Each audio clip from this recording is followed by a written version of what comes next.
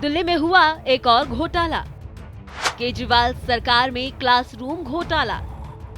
घोटाले पर घोटाला, आपने क्या कर डाला? बीजेपी का आरोप, क्या करेंगे केजरीवाल? दिल्ली में आम आदमी पार्टी पर अभी शराब घोटाले का काला धब्बा हटा नहीं था कि अब एक और घोटाले का धब्बा लग गया है। आबकारी विभाग में हुई लूट की जांच तो लगातार चल ही रही है, वहीं अब शिक्षा विभाग में भी घोटाले का मामला सामने आया है। इस घोटाले में गबन किए गए रुपयों का मामला हजारों लाखों नहीं बल्कि करोड़ों में है। आम आदमी पार्टी सरकार में हुए घोटालों की लिस्ट खत्म ही नहीं हो रही।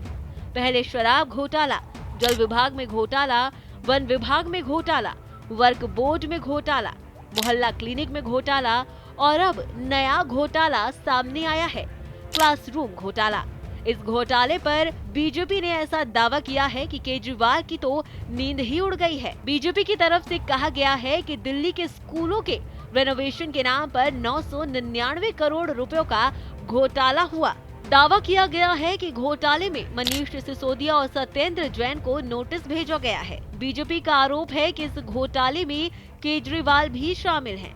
अब बीजेपी के इस धमाकेदार खुलासे ने दिल्ली का सियासी पारा हाई कर दिया है। सीएम अरविंद केजरीवाल तो मानो थक हार कर सिर पकड़कर बैठ गए हैं। आप भी सोच रहे होंगे कि आखिर अब कौन से घोटाले का आरोप बीजेपी आप पर लगा रही है और इसमें हुआ क्या है। दरअसल बीजेपी का आरोप है कि दिल्ली में क्लासरूम के 7,180 कमरे बनाने के लिए 999 करोड़ रुपए के टेंडर बने। उन्होंने इस 999 करोड़ रुपयों के टेंडर को 16 टुकड़ों में बांटा। ऐसा इसलिए किया गया ताकि ये टेंडर किसी और प्राधिकारी एलजी या कैबिनेट में ना जा सके और सिर्फ शिक्षा विभाग और पीडब्ल्यूडी विभाग के पास ही जाए, जिसकी वजह से ये टेंडर 100 करोड़ के नीचे हो गया। जबकि नियम ये है कि 100 करोड़ से नीचे के टेंडर को मंत्री अपने स्तर से स्वीकृति दे सकते हैं, लेकिन टेंडर तो एक ही था, 999 करोड़ का। बीजेपी ने दावा किया कि जब इन दोनों नेताओं ने 999 करोड़ के टेंडर को 16 टुकड़ों में बांटा, तब उनके नीचे के अधिकारियों ने इसे 65 टुकड़ों में बांटा। मनोज तिवारी ने क्या कुछ कहा, आप खुद ही सुनिए। आम आदमी पार्टी की सरकार, जिसके मुखिया अरविंद केजरीवाल हैं, जिनके कई लोग अभी भी लगातार जेल के शिक्षों के पीछे हैं और कोर्ट उनको बेल भी नहीं दे रही है, लेकिन वो अपने अन्य घोटालों से भी बाज नहीं आते हैं और लगातार जिस प्रकार से दिल्ली के भिन्न भिन्न क्षेत्रों में लूट करते हैं वो जारी रहता है। उस पे ऐसा लगता है न तो उनको कोई अफसोस है और न ही कोई उस पे रुकने की कोई मनसा है। कल लोकायुक्त में हमारा केस था।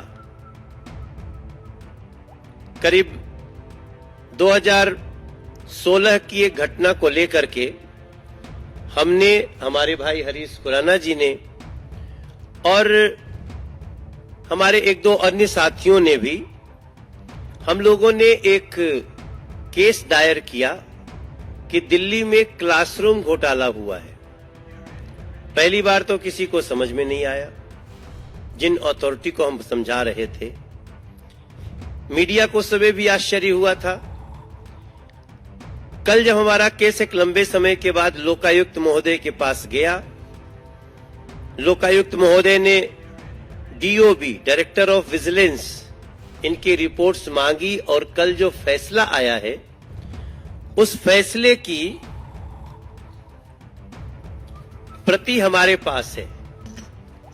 ये है उस फैसले की प्रति जो कल लोकायुक्त महोदय ने रेस्पोंडेंट नंबर 1, रेस्पोंडेंट नंबर 2 को सम्मन किया है इस क्लासरूम घोटाले में सस्पेक्ट मानते हुए।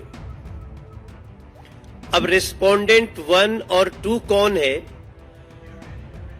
ये आपके लिए जानना बहुत महत्वपूर्ण है और दिल्ली के बच्चे बच्चे के लिए जानना बहुत महत्वपूर्ण है।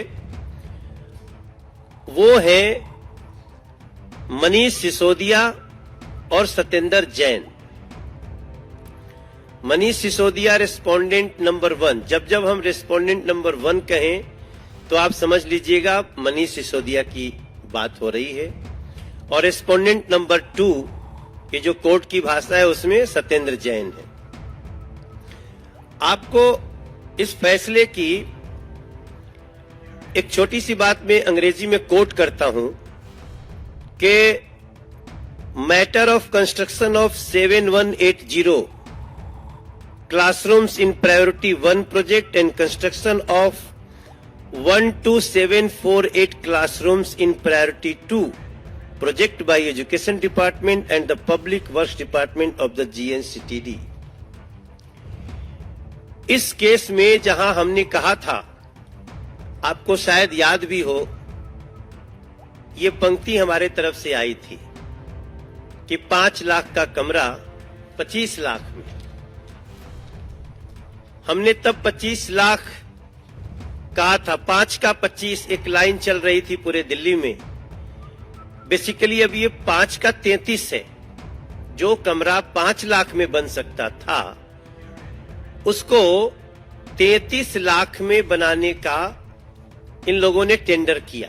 जिस लोकायुक्त और लोकपाल, इसके लिए आम आदमी पार्टी सबसे ज्यादा हल्ला करती थी, उसी पद ने, उसी कुर्सी ने कहा कि अगर ये जेल में भी है तो इनको जाकर के बताइए कि ये अपना पक्ष प्रस्तुत करें, इसमें सस्पेक्ट दिख रहे हैं।